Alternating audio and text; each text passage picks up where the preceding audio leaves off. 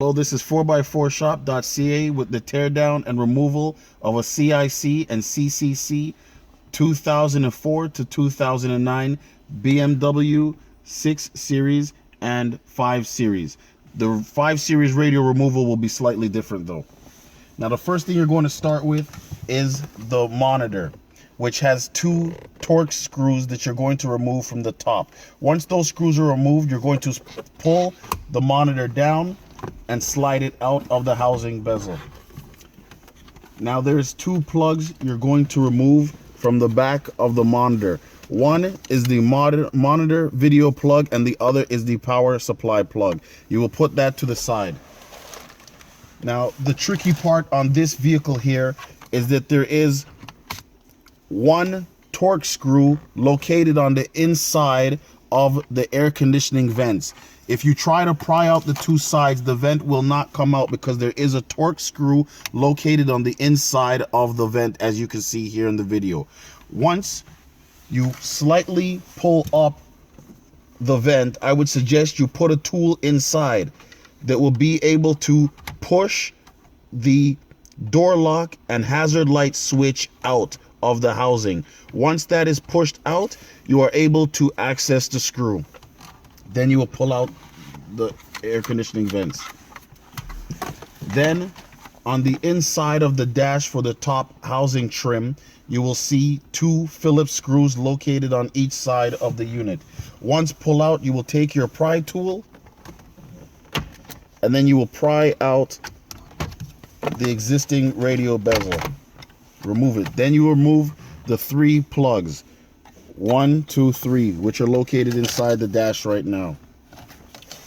Then you will remove the 4 phillips screws from the radio. Once removed, the radio will slide out.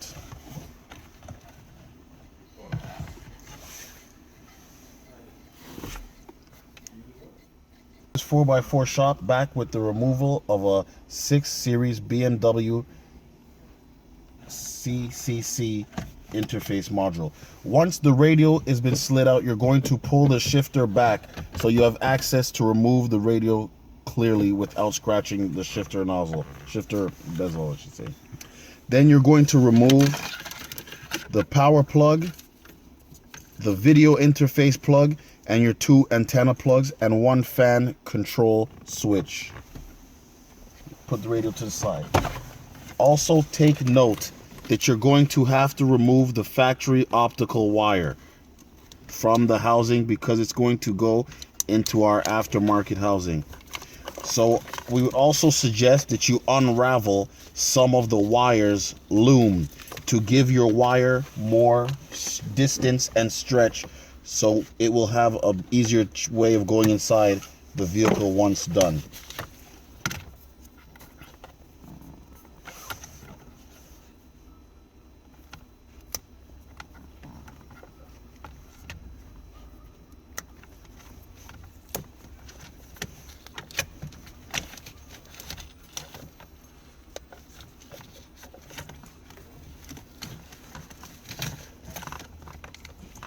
This will just give you more room to maneuver the head unit back in the frame, because once you add the T-harness, you will need that extra distance to split the two wires. This is why you're loosening them, so you will have the distance you need to reinstall the unit. Now you will take the factory end, loosen the clips, then insert it, making sure that all your pins are lined up in the proper direction. So small pins to the top, large pins to the bottom. And then you will slide the clip back on, make sure locked and inserted properly. Then you will take the other end of the optical from the factory side of the harness and put it now into the T-harness supplied by us, making sure that it's firmly locked into place.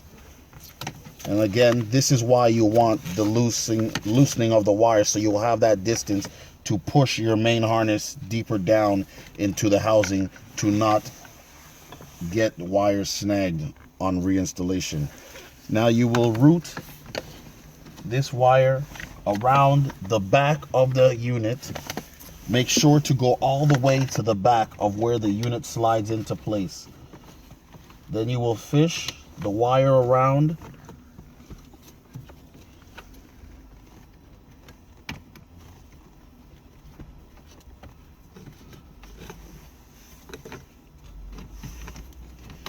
and pull it up,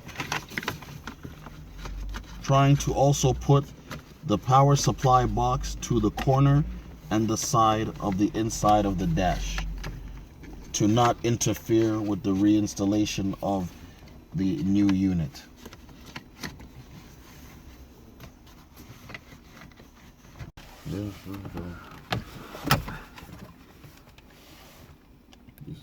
This is 4x4shop.ca with the installation of a 2004 to 2009 BMW 6 Series and 5 Series CIC and CCC installation.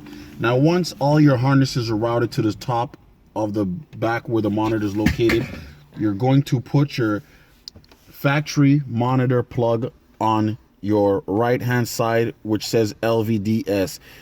Then you're going to plug in your power harness, your USB harness, and your optional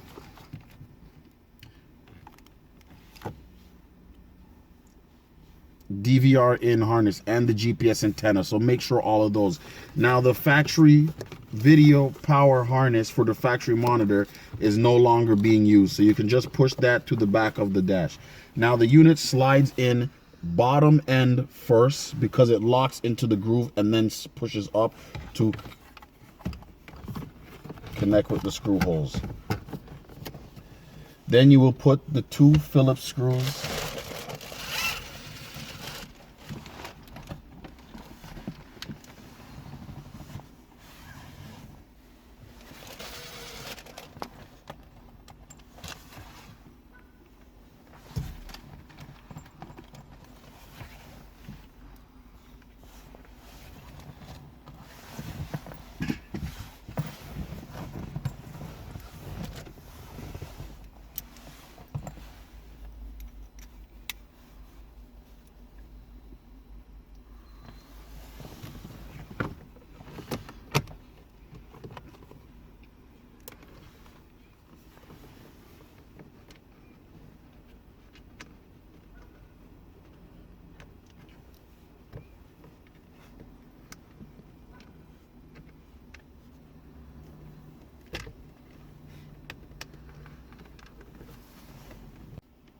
Okay, 4x4 shop back with the continuation of the 6 Series installation.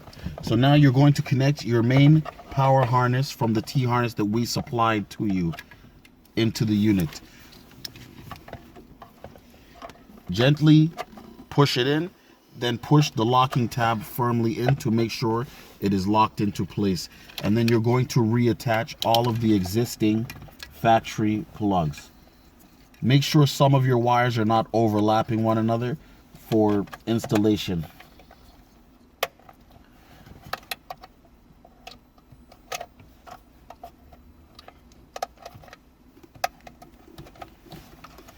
Make sure you put back on your antenna wires. Make sure they're firmly locked back in. Your fan motor wire.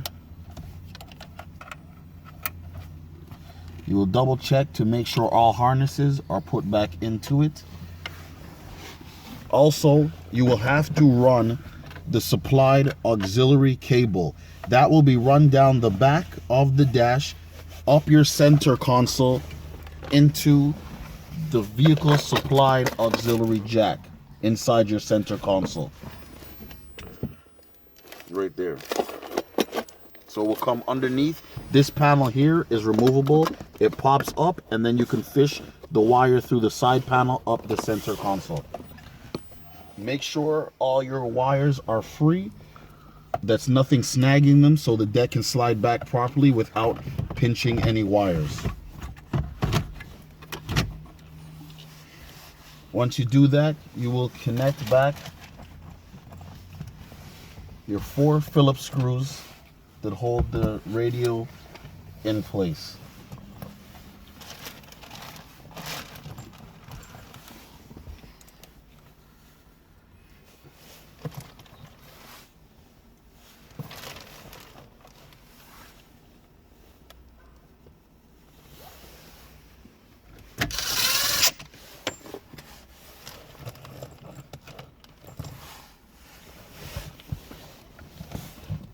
4 shop with the completion of the BMW 6 Series navigation OEM interface module. Now you connect the last 3 remaining plugs back into your AC control unit, making sure that all 3 plugs are firmly locked into place. This wire is for your hazard light and door lock wire. Make sure it's not stuck down at the bottom of the unit.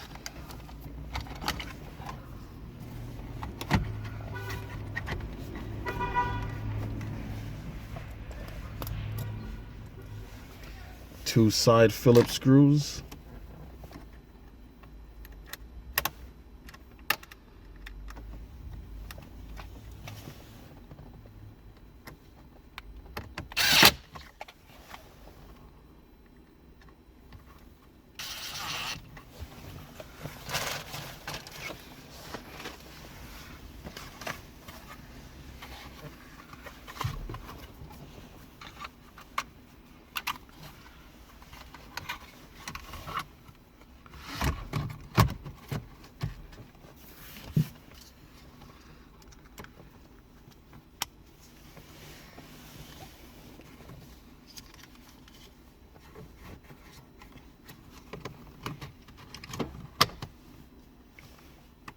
Hello, this is 4x4shop.ca with the completion of a 6 Series BMW factory navigation integration unit.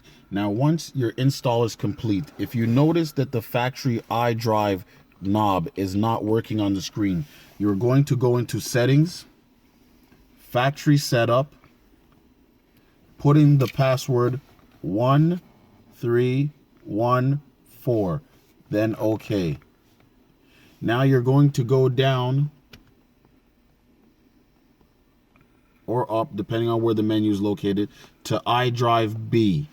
That will allow the OEM iDrive button to work, depending on which model.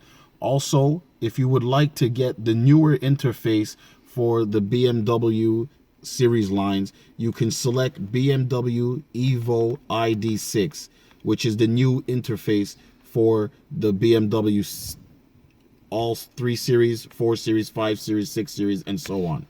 Then you will now back out of your settings, back,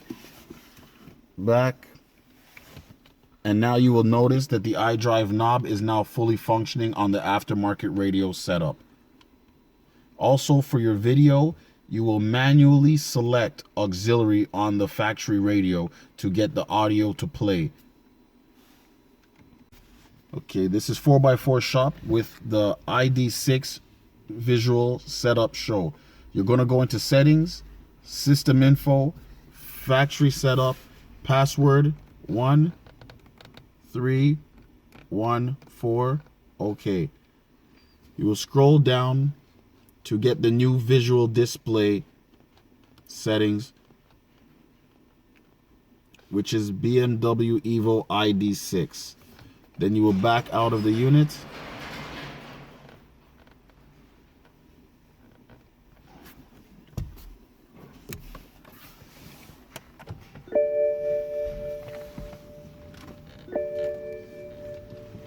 Reset.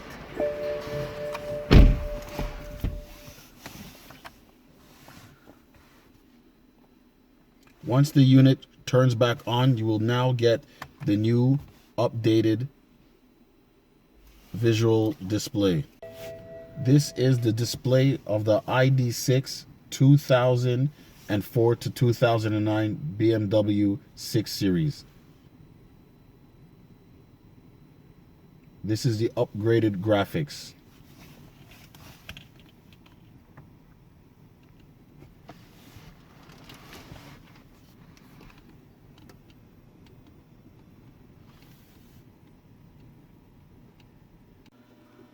Hi everyone, this is Fred from 4x4 Shop. Today we install our 8.8-inch screen in a BMW 6 Series, and in the previous section we show you how we install the unit. So right now the unit is done, As you can see, we did the ID6 menu for it, and also we installed backup camera. Car came with the factory back and front sensors too. So by going to reverse, as you can see, the front and back sensors, they're activated and they're fully functioning.